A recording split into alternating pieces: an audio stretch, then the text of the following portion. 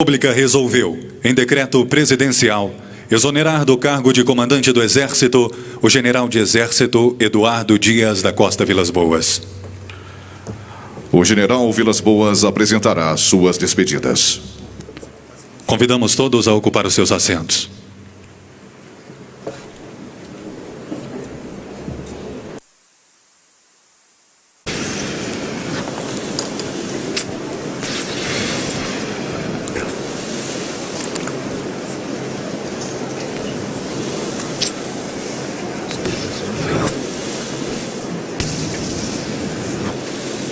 Acredito que esse salão nunca tenha estado tão lotado.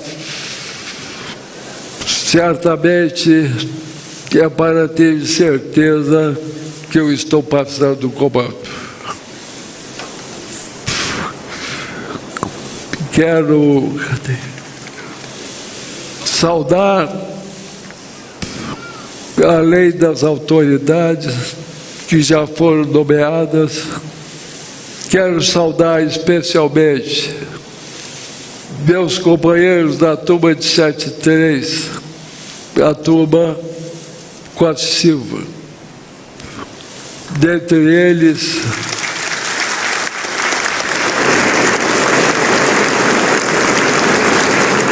muitos de meus irmãos profissionais que me acompanharam a vida toda até esse momento.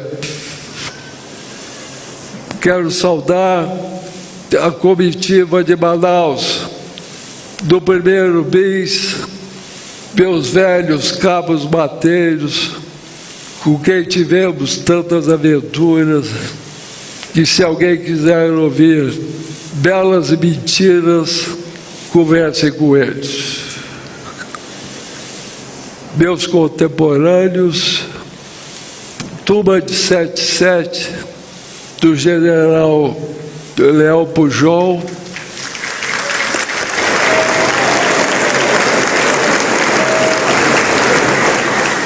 meus cadentes, meus alunos da ESAO, aqueles com quem, ao longo da vida, tive a aventura de servir, uma palavra muito especial a meus instrutores, a quem espero nunca ter decepcionado. E nesse momento eu peço que seja lida a minha ordem do dia como despedida e passagem de comando. Excelentíssimo senhor presidente Bolsonaro e senhora Michele, festejamos suas presenças, assim como a nação brasileira festeja os sentimentos coletivos que se desencadearam a partir de sua eleição e assunção do cargo. O senhor traz a necessária renovação e a liberação das amarras ideológicas que sequestraram o livre pensar, embotaram o discernimento e induziram a um pensamento único, nefasto, como assinala o jornalista americano Walter Lippmann, abre aspas. Quando todos pensam da mesma maneira, é porque ninguém está pensando, fecha aspas. 2018 foi um ano rico em acontecimentos desafiadores para as instituições e até mesmo para a identidade nacional. Nele, 3 personalidades se destacaram para que o rio da história voltasse ao seu curso normal. O Brasil muito lhes deve. Refiro-me ao próprio presidente Bolsonaro, que fez com que se liberassem novas energias, um forte entusiasmo e um sentimento patriótico há muito tempo adormecido. Ao ministro Sérgio Moro, protagonista da cruzada contra a corrupção, ora em curso, e ao general Braga Neto, pela forma exitosa com que conduziu a intervenção federal no Rio de Janeiro. Todos demonstraram que nenhum problema no Brasil é insolúvel. Destaco a presença do ministro Dias Toffoli, que desde que assumiu a presidência do STF, vem fortalecendo o judiciário, conectando-o com a sociedade brasileira e seus anseios. Aqui se inscrevem também os ministros Luiz Fux, Carmen Lúcia e Alexandre de Moraes, a Procuradora-Geral da República, Raquel Dodge, e a advogada-geral da União, ministra Grace Mendonça, o ministro do STJ, Francisco Cândido de Mello Falcão Neto, o desembargador Thompson Flores, presidente do TRF4, e o doutor Wilson, consultor jurídico do Exército. Igualmente, o Superior Tribunal Militar e o Ministério Público Militar tiveram atuação determinante para a manutenção da disciplina nas forças, bem como nos proporcionaram a segurança jurídica indispensável ao nosso êxito nas situações de emprego. Desde que assumi o comando, tive como uma das principais preocupações a coesão do Exército e a identificação com a sociedade de onde temos origem. Nesse sentido, prestaram grande serviço os companheiros da reserva em todo o Brasil, incluindo-se aí os oficiais R2, representados pelas associações AORE e 3C de São Paulo. A todos, sou muito agradecido pela aderência às nossas mensagens e diretrizes e pelas manifestações de apoio e confiança que em nenhum segundo me faltaram. Minha homenagem especial e agradecimento às esposas de soldado, abnegadas mestras na arte de se readaptar a cada nova guarnição e esteio, indispensável ao exercício da profissão pelos maridos. São essenciais ao êxito da estratégia da presença em locais remotos e, por sua vez, inóspitos, pois o coração do soldado reside onde está sua família. Talvez, por sua juventude, muitas vezes não têm noção da grandeza do que realizam. Ali estão tão somente por amor aos esposos, pelo dom de servir e por dedicação ao Brasil. No mundo moderno, as Forças Armadas incorporaram funções inéditas. Uma delas é a indução do desenvolvimento econômico, científico, tecnológico e social. Para essa tarefa, tornam-se indispensáveis o esforço e a participação conjunta das indústrias de defesa.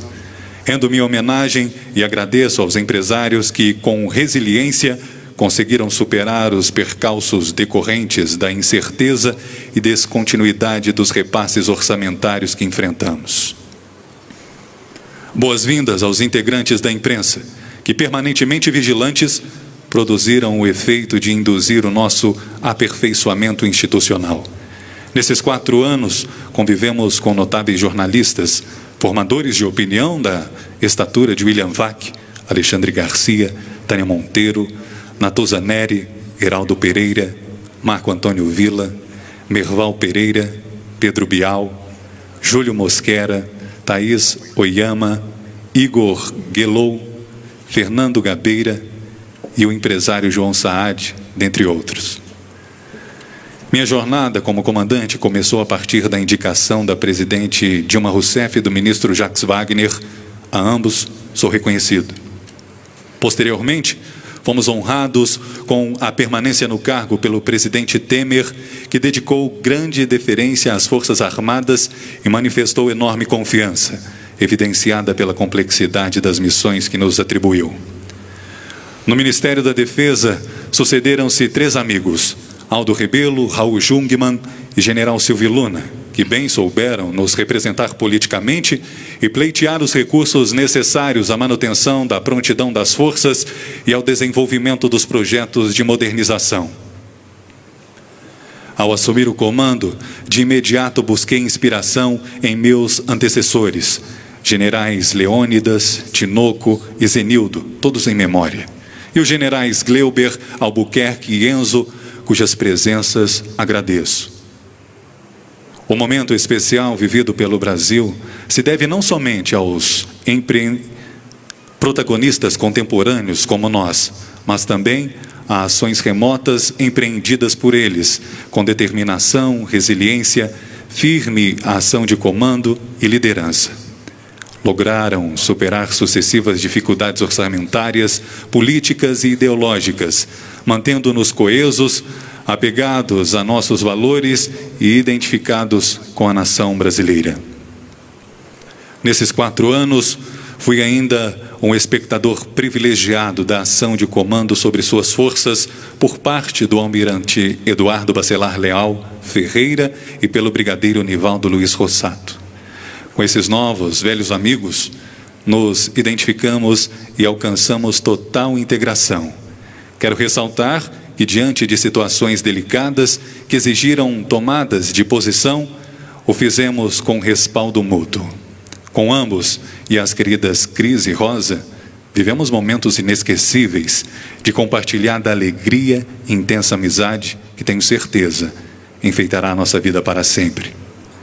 Igualmente, desfrutei da camaradagem profissional do almirantado e do alto comando da aeronáutica, que, em ligação com seus correspondentes do Exército, foram facilitadores da integração das ações de interesses comuns.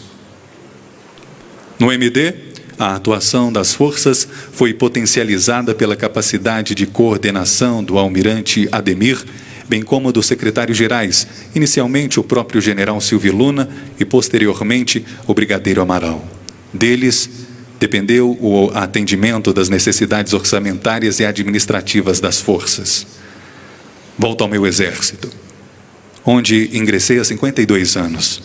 Precisamente no dia 15 de março de 1967, inspirado em meu pai, artilheiro de boa cepa, e estimulado por minha mãe, verdadeira mulher de soldado.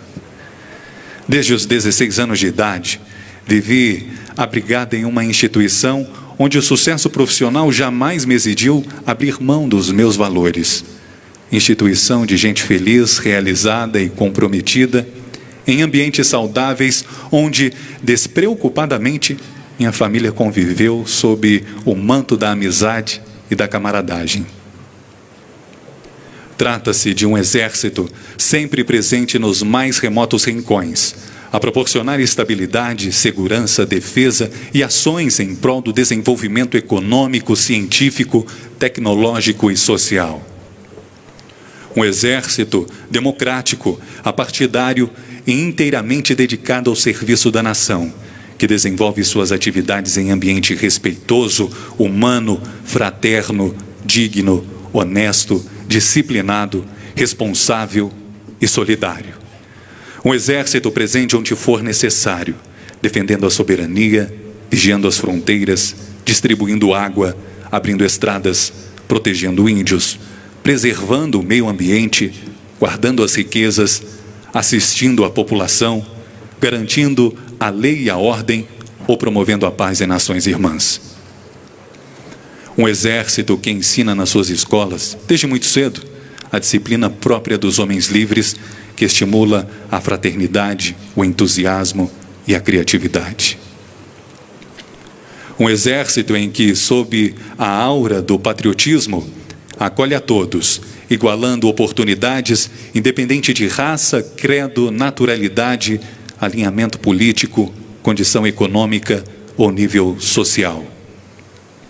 Um exército que objetiva transformar-se por meio de projetos amplamente apoiados na indústria nacional, na vanguarda da pesquisa e do desenvolvimento, geradores de empregos e de avançadas tecnologias sobre os quais repousarão suas capacidades operacionais do futuro, as quais, por sua vez, darão consistência à estrutura dissuasória do país. Um exército no qual brasileiros de todos os rincões encontram proteção e segurança, razão pela qual o elevam ao lado da Marinha de Tamandaré e da Força Aérea de Eduardo Gomes à condição de instituição com o mais elevado índice de confiabilidade do país. Um exército em que espero jamais ter transmitido maus exemplos, porque nunca os recebi. Um exército em que apreciei com muita felicidade os profissionalismos e o comprometimento dos oficiais e sargentos cada vez mais ativos protagonistas no preparo e no fortalecimento dos valores da nossa força. No universo militar há ainda um componente fundamental, indutor de algumas características importantes de nosso ethos. As bandas de música, Napoleão dizia, abre aspas, ponham uma banda na rua e o povo a seguirá para a festa ou para a guerra, fecha aspas. Eu próprio talvez não soubesse ser militar e nem tampouco comandar sem a emulação de nossas canções e dobrados. Inspirados pelo general Etiegói, criamos a função de adjunto de comando. O êxito dessa iniciativa se deveu ao entusiasmo e ao engajamento dos nossos praças, que entenderam e avançaram no potencial desse novo sistema e, sobretudo, à atuação brilhante, à competência e à proatividade do tenente Crivellati. Devo a ele também um consistente assessoramento e o vislumbre de ações que tornaram a existência dos adjuntos de comando irreversível. Na pessoa do tenente Crivellati, agradeço e destaco a atuação de todos os adjuntos de comando pelo fortalecimento dos laços de liderança e camaradagem nos ambientes onde atuaram. Minha ação de comando ancorou-se no assessoramento de meus subordinados diretos, o que foi decisivo para os eventuais êxitos. No primeiro escalão estiveram meus chefes de Estado-Maior, generais Etiegói, Fernando e Paulo Humberto, cujo critério de escolha respaldou-se na capacidade profissional, no amor à profissão e na amizade pessoal, atributos que, a bem da verdade, poderiam ser encontrados em todos os integrantes do alto comando. Esse colegiado, que emblematicamente reunia-se em torno de uma tábua redonda, onde as espadas unidas simbolizavam nosso compromisso diante dos valores mais elevados do Exército. Na mesma linha, posicionam-se meus assessores diretos, desde o chefe de gabinete, general Tomás, importante contraponto e fator de equilíbrio das ações que empreendemos, extremamente criativo e de enorme perspicácia. Por detrás de nossas iniciativas operacionais, políticas ou estratégicas, encontraremos sempre alguma contribuição desse amigo. No mesmo nível, encontram-se o CIE, chefiado pelos generais Leme e Poti, decisivo para o embasamento de minhas decisões. O Seconsex, sob a liderança do general Rego Barros, que preencheu todos os espaços possíveis de comunicação interna e externa, alçando comunicação social do Exército a um elevado patamar na era digital. E, por fim, a Secretaria-Geral do Exército, com os generais Pereira Gomes, Negrais e Montenegro, infalíveis em suas ações. O Estado-Maior Pessoal, chefiado pelos coronéis Hermindo, Guedes, Alão e Nigre, e a equipe de segurança, chefiada pelo coronel Gilmar. O cumprimento de minha missão só foi possível pelo desvelo desses oficiais e praças, que se multiplicaram em atenções e providências criativas com o intuito de mitigar as limitações pessoais decorrentes da minha doença. Foram determinantes também as equipes de saúde, incluindo fisioterapeutas e fonoaudiólogos, tanto de São Paulo quanto em Brasília.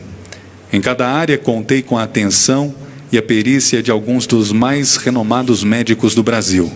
Doutora Lúcia, diretora do Hospital Sara Kubitschek, doutor Acari, doutor Ben Schmidt, doutor Antônio Carlos Lopes, doutor Paulo Musi, doutor José Bento, doutora Major Virgínia Satuf e doutor Ângelo Monesi. A todos, meu coração abriga na condição de filhos ou de irmãos, com infinita gratidão. Cida, a quem de novo me refiro como a minha segunda espada, parafraseando o general Mascarenhas de Moraes. Tua presença ao meu lado tornou-me possível viver, prosseguir no comando e aquecer o coração do Exército. Mais uma vez, me dá a mão para juntos prosseguirmos em novas jornadas. Quanto a nossos filhos, Tice, Mano e Drica, felizmente teu DNA é mais forte que o meu. Lindos e que vieram ao mundo para torná-lo um lugar melhor. Talvez eu nunca lhes tenha dito o quanto deles me orgulho, inclusive pelas famílias que constituíram.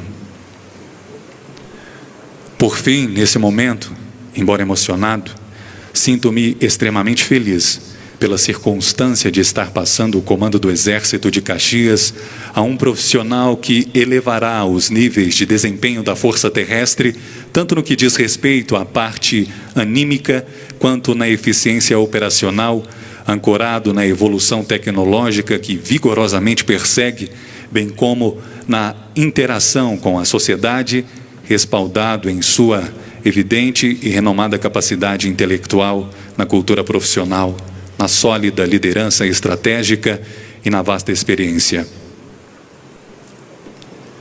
Amigo Leão Pujol, quando você olhar para trás, me verá em forma, imóvel, coberto e alinhado à sua retaguarda, como só os infantes sabem fazer, sob uma liderança, ansioso por contribuir para a grandeza do nosso Exército, desejando, de coração, absoluto êxito em sua gestão e muitas felicidades para você, Regina e sua família. Que meu último ato como comandante seja um abraço de gratidão em cada integrante do Exército de Caxias. Levo como principal legado a saudade, porque na minha alma permanecerá esse vínculo com todos aqueles que comigo ombrearam nesses 52 anos de caserna, eternizado em cada sorriso e continência que me prestaram. Em meu coração ecoam todos os brados que nos emulam. Selva, força, comandos, precede, Pantanal, montanha, aço, aviação, caatinga, aeromóvel, planalto, pátria, sertão, zonzaravalho. Brasil acima de tudo.